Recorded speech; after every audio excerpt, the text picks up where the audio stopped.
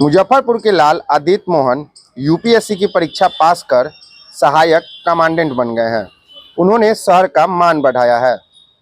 आदित्य शहर के छाता चौक के रहने वाले हैं। आदित्य ने दूसरे प्रयास में को देश सफलता को 29वां रैंक किया है प्राप्त हुआ है। मेरा अभी अभी यूपीएससी के सीएपीएफ एग्जामिनेशन में सिलेक्शन हुआ है और इसके लिए मैं अपने मम्मी पापा को और बड़े भाई को क्रेडिट देना चाहूँगा कि बहुत सपोर्ट रहा इन लोगों का। बहुत लंबा सफ़र होता है, 2 साल 3 साल 4 साल लग जाते हैं और उसमें पेशेंस की ज़रूरत होती है इन सब चीज़ों के। उसमें अगर फैमिली का सपोर्ट रहे तो ही ये सफ़र आसान हो पाता है, क्योंकि मुझे 3 साल यहाँ रह करके ये तैयारी करनी थी इन लोगों के बीच में। तो माहौल बहुत इम्पॉर्टेंट था कि वो हम लोग मुझे ये माहौल मिल पाए, तो वो मुझे मिलता रहा, सपोर्ट मिलता रहा। जितनी ज़रूरत थी हमेशा मेरे पापा मेरे मम्मी मेरे लिए खड़े रहे, मेरा भाई मेरे लिए खड़ा रहा। तो इसको पूरा करने में बहुत दिन बाद ये मौका मिला है, लेकिन बहुत अच्छा लग रहा है। आज स्टार्टिंग पढ़ाई कहाँ से हुई है? मेरा प्रभात तारा स्कूल से मेरा स्कूलिंग यहाँ शुरू हुआ। मैं 5th क्लास तक प्रभात तारा स्कूल में पढ़ा। उसके बाद मैं सनशाइन प्रेप हाई स्कूल से मैंने अपने 10th तक की पढ़ाई की।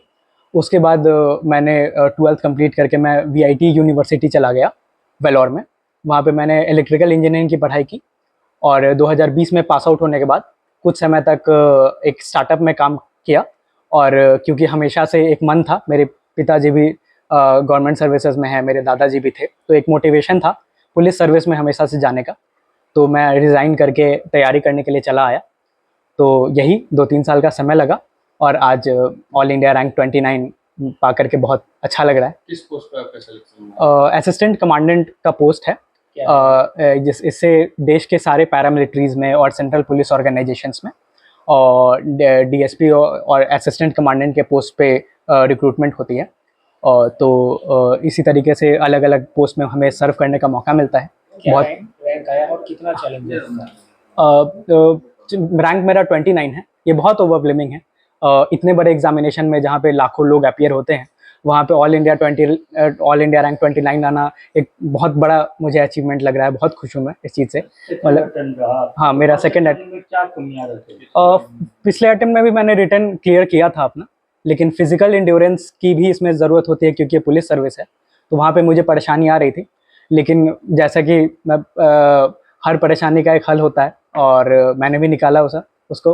तो आज उन सब को क्लियर करके आज मैं यहाँ बैठा हूँ। तो इसमें बहुत मेहनत लगा। लोग को लास्ट का फूल दिखता है, लेकिन हाँ, जो कांटों का ताज हम पहन के 4 साल बैठे थे वो तो ऑब्वियसली छुप जाता है कहीं, लेकिन हाँ, यही सच है।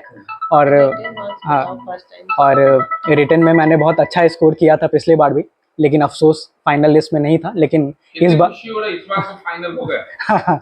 इस बार फाइनल हो गया। तो पिछले बार तो रैंक 1 का जो मार्क्स था सेम मार्क्स इनके भी थे। तो खैर, तो इस बार बहुत खुशी हो रही है क्योंकि इस दिन को देखने के लिए पिछले 4 साल से मेहनत कर रहे थे। हर एक दिन ऐसे कटता था कि कब क्योंकि इन चीज़ों में आप जल्दी नहीं कर सकते हैं, हर चीज़ अपने समय पे ही होगा। तो प्रिपरेशन कैसे किया? प्रिपरेशन मैं मुजफ्फरपुर में ही रह के किया।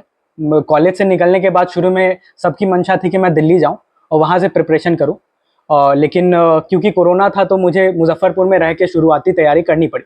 लेकिन वो मुझे बाद में रियलाइज़ हुआ कि ये चीज़ बहुत अच्छा है जो कि कोरोना के चलते हुआ, कि मैं मुजफ्फरपुर में रह के तैयारी करना सीख गया, ऑनलाइन एजुकेशन वगैरह इन सब चीज़ों का। और साथ में अगर आपके मदर फादर हो, फैमिली हो, तब तैयारी करने में और सपोर्ट मिलता है, और ताकि सब लोग आपको किसी और चीज़ की टेंशन लेने नहीं देते हैं। तो उसी लिए मैं दूसरे एस्पिरेंट उनके लिए क्या मैसेज रहेगा? इनके लिए यही मैसेज रहेगा कि ये सफ़र लंबा है और पेशेंस बहुत चाहिए।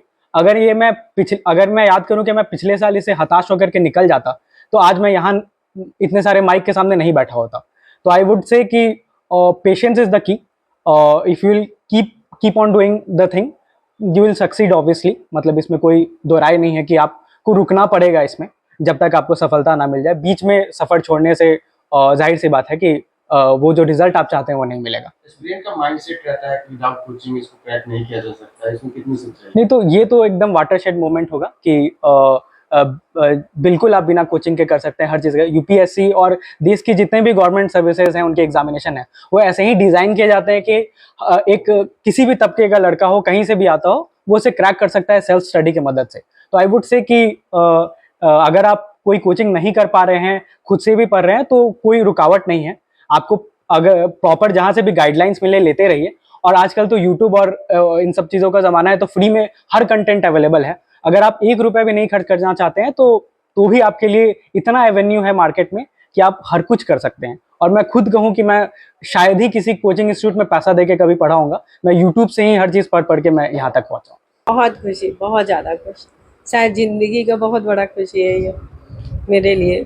हर पल यही दुआ मांगते थे भगवान से, और बेटा आज अपनी मेहनत से और भगवान अपने दुआ से सब वो अपने को आशीर्वाद से बच्चा आज इस मुकाम पे पहुंचा है।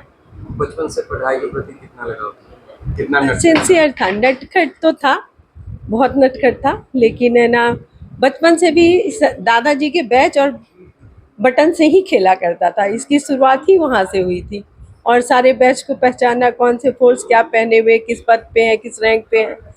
जो हमको तो कुछ समझ में नहीं आता था, उस समय ही हमको बताता था, जब वो मुश्किल 5 साल 6 साल का था। तो पता नहीं कहाँ से ये इसके अंदर रुझान था, शायद सब दादाजी का आशीर्वाद होगा या जो भी हो।